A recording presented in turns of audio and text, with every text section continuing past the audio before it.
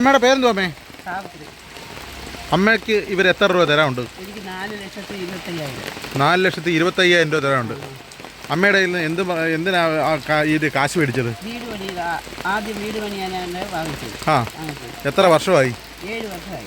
7 വർഷമായിട്ട് അമ്മയെ പറ്റിച്ചോണ്ടിരിക്കുക അല്ലേ? തരാന്ന് പറഞ്ഞ് പറ്റിച്ചോണ്ടിരിക്കുക. ഇപ്പോൾ അവർ എനിക്ക് ഈ അമ്മ ഈ കാണുന്ന 2 നില വീടിൻ്റെ ഫ്രണ്ടിലാണ്. ഇപ്പോൾ അവർ കഴിഞ്ഞ ആഴ്ച പാലും കാച്ചി 1 രൂപ തിരിച്ചു തന്നിട്ടില്ലേ? അമ്മയുടെ ഈ പൈസ വാങ്ങിയതാരാ?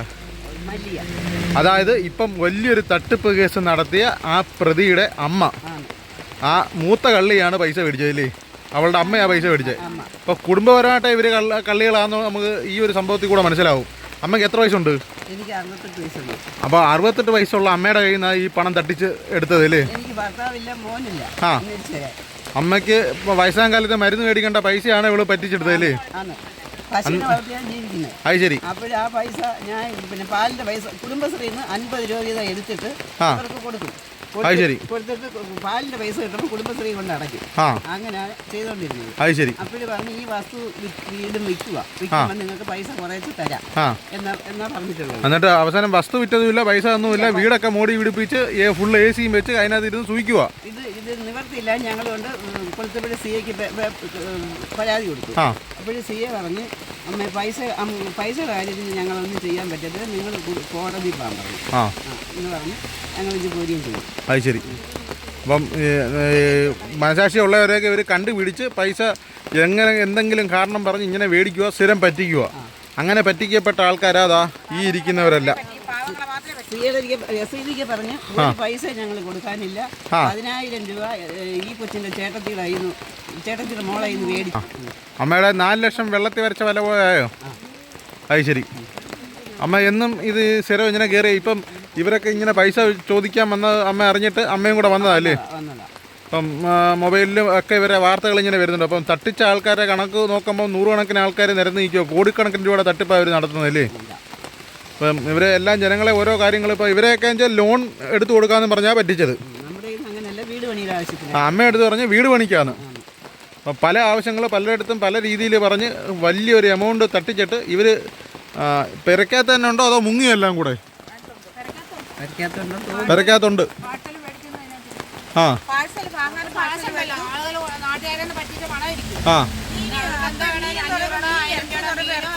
ആ നല്ല നെമ്മീൻ ചൂരയും ഒക്കെ കൂട്ടി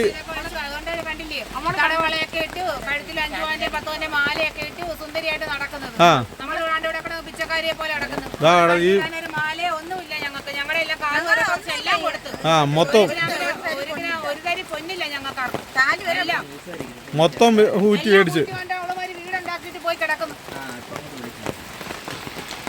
അപ്പം ഇതാണ് ഈ ഇവിടുത്തെ ഒരു അവസ്ഥ. എന്തായാലും നമ്മുടെ പൊതുജനങ്ങളും നമ്മുടെ രാഷ്ട്രീയക്കാരും സർക്കാർ അടിയന്തരമായിട്ട് ഈ ഒരു തട്ടിപ്പുകാരികളുടെ മുഴുവൻ തട്ടിപ്പും വെളിയിൽ കൊണ്ടുവന്ന ശേഷം ഈ മണിമാളികയിൽ നിന്ന് ഇവരെ ഒന്ന് താഴെ ഇറക്കി ജയിലിനുള്ള ഭക്ഷണത്തിൻ്റെ ആ ഒരു ടേസ്റ്റ് ഒന്ന് മനസ്സിലാക്കി കൊടുക്കണം എന്നാണ് നമുക്ക് പറയാനുള്ളത്. എന്തായാലും ഇതിൻ്റെ തുടർന്നുള്ള വാർത്തകൾ തീർച്ചയായും നമ്മൾ ഇനിയും എടുക്കുന്നതായിരിക്കും. ഈ തട്ടിപ്പുകാരികളെ മുഴുവൻ താഴെ ഇറക്കി പോലീസ് ജീപ്പിനുള്ളിൽ കയറുന്നിടം വരെ നമ്മൾ അവർക്കൊപ്പം ഈ ഇരകൾക്കൊപ്പം ഉണ്ടാവും. കോടിക്കണക്കിന് രൂപയാണ് ഈ വീട്ടമ്മമാരുടെ കയ്യിൽ നിന്നും ഈ പ്രായമുള്ള അമ്മയുടെ കയ്യിലെ പൈസ ഉൾപ്പെടെ ഇവർ പറ്റിച്ചെടുത്തിരിക്കുന്നത്. എന്തായാലും ഈ തട്ടിപ്പതിനെതിരെ വീണ്ടും ഉണ്ട് ആൾക്കാർ. എന്താ പേര്? ഗിരിജ. അപ്പോൾ ഈ പൈസ പോയ ആൾക്കാരെല്ലാം കൂടെ വോട്ട് ചെയ്താൽ ഇവിടെ ഒരു മെമ്പർ ജയിക്കുമല്ലോ. അത്രയ്ക്ക് ആൾക്കാരെ പറ്റിച്ചിട്ടുണ്ട്. അമ്മയുടെ കയ്യിൽ നിന്ന് എത്ര രൂപ പോയി? എൻ്റെത് മൊത്തം 5 ലക്ഷം രൂപയും 2 പവൻ്റെ മാലയുമാണ്. പിന്നെ എൻ്റെ ബന്ധുക്കാരെല്ലാം കൂടെ ഒരു 10-30 ലക്ഷം രൂപ എനിക്ക് തരാനുണ്ട്. നിങ്ങളുടെ അടുത്തൊക്കെ എന്ത് ഈ വീട് പണിയുടെ കാര്യമാണോ പറഞ്ഞത്? വീട് പണിയും അവൾ ഹോട്ടലായിരുന്നു നേരത്തെ. അതിനൊക്കെയുള്ള ആവശ്യങ്ങൾക്കും ഈ വീട് പണിഞ്ഞപ്പോൾ 30,000 രൂപ ടാക്സ് അടയ്ക്കണം പഞ്ചായത്തിൽ. അതിനൊക്കെ നമ്മുടെ കയ്യിൽ നിന്ന് വന്ന് ആവശ്യപ്പെട്ടിട്ടാണ് ഈ പൈസകൾ വാങ്ങിയിരിക്കുന്നത്. അത് ശരി. പിന്നെ എൻ്റെ എപ്പോൾ തിരികെ തരാമെന്ന് പറഞ്ഞിട്ടാണ് മേടിച്ചേ? അത് പിന്നെ തരാം, നമുക്ക് ആവശ്യമുള്ളപ്പോൾ ചോദിച്ചാൽ മതി, തരാമെന്ന് പറഞ്ഞിരുന്നേ. നമ്മൾ ആവശ്യപ്പെട്ടപ്പോൾ അവൾക്കുള്ള കയ്യിൽ പൈസ ഇല്ല എന്ന് പറയുന്നു.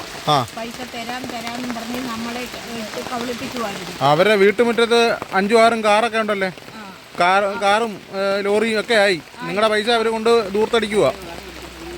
പഴയ കാറ് കൊടുത്ത് ആദ്യം ഒരു കാറ് കൊടുത്തിട്ട് പിന്നെ രണ്ടാമത് 5 ലക്ഷത്തിൻ്റെ കാർ എടുത്തെന്നിച്ച് അത് ഇപ്പോൾ എക്സ്ചേഞ്ച് ചെയ്ത് പുതിയ ഒരു കാർ എടുത്തിട്ടിരിക്കുവാണ്.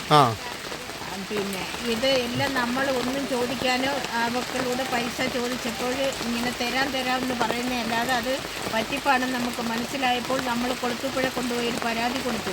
അവിടെ നമുക്ക് യാതൊരു നീതിയും കിട്ടിയിട്ടില്ല. എന്തായാലും സർക്കാർ ഈ ഒരു വിഷയത്തിൽ ഇടപെടും. ആ ഇടപെടുന്നിടം വരെ നമ്മൾ നിങ്ങളോടൊപ്പം ഉണ്ടാവും. ഇവരെ നിങ്ങളുടെ കിട്ടാനുള്ള പണം തിരികെ വാങ്ങി തരുന്നിടം വരെ നമ്മൾ നിങ്ങൾക്കൊപ്പം ഉണ്ടാവും. ആരും ഈ നിൽക്കുന്നവർ മാത്രമല്ല, ഇനിയുമുണ്ട് ഒരുപാട് പേർ. ഈ പണം നഷ്ടപ്പെട്ടവർ ഇനിയുമുണ്ടല്ലേ? എൻ്റെ ചേച്ചിയുടെ മകളുടെ കയ്യിൽ നിന്ന് 5.5 പവൻ്റെ സ്വർണം കൊണ്ടുപോയി വാങ്ങി പണയം വെച്ച് അത് തിരിച്ചെടുക്കാൻ നിവർത്തിയില്ലെന്നും പറഞ്ഞപ്പോൾ പിന്നെ സ്വർണം പോകണ്ടെന്ന് വിചാരിച്ചു. പിന്നെ അത് ആ കൊച്ച് പലിശയ്ക്ക് പൈസ എടുത്തു, അത് തിരികെ എടുത്തു. എന്നിട്ടും ഇവള് നമ്മൾ ചോദിക്കുമ്പോൾ നമ്മളെ ചീത്ത വിളിക്കുക, നിനക്കൊന്നും 1 രൂപയും തരത്തില്ല, അങ്ങനെ എങ്ങനെയാണെന്നെല്ലാം പറയുക. സാരമില്ല, അതിനുള്ള പരിഹാരം എന്തായാലും നമുക്ക് ഉണ്ടാക്കാം.